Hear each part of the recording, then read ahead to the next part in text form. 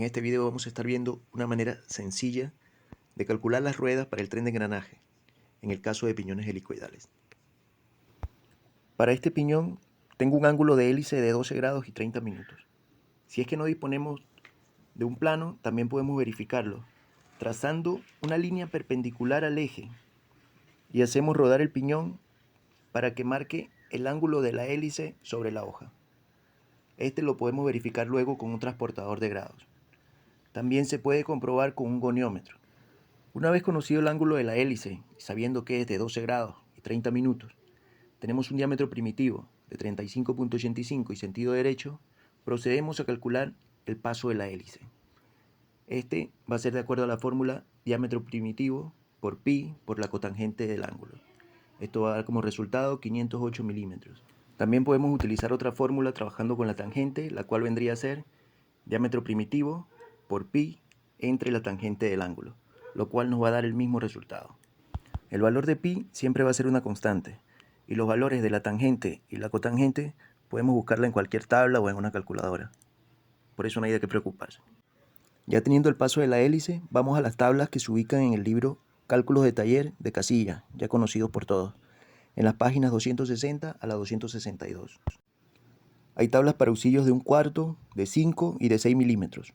Se debe usar la que corresponda al avance de la mesa de nuestra fresadora. En mi caso, el resultado del paso helicoidal fue 508 milímetros, por lo que al convertirlo en pulgadas, la tabla que me corresponde es esta. Las ruedas que debo utilizar son 48, 32, 24 y 72. Colocando la rueda A en el husillo de la fresadora, la D en el divisor y la C y B son conducidas que van en la lira. Y los piñones intermedios que vemos pueden ser de cualquier número de dientes y no va a variar la relación que necesitamos. Inclinamos la mesa de la fresadora la cantidad de grados que necesitamos y empezamos a tallar el piñón con el módulo correspondiente. Como podemos ver, se ha creado una relación entre el avance de la mesa y el giro del divisor. A medida que la mesa va avanzando de manera lineal, el divisor va girando para crear la hélice.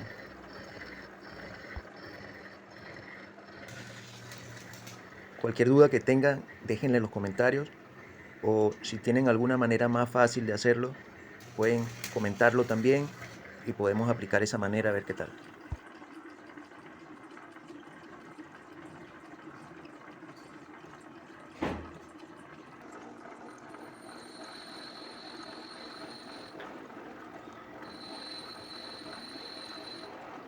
Espero que les haya gustado el video y cualquier idea que tengan para otro video o si quieren que lo haga sobre otro tema, pueden dejarlo por acá en los comentarios. Recuerden suscribirse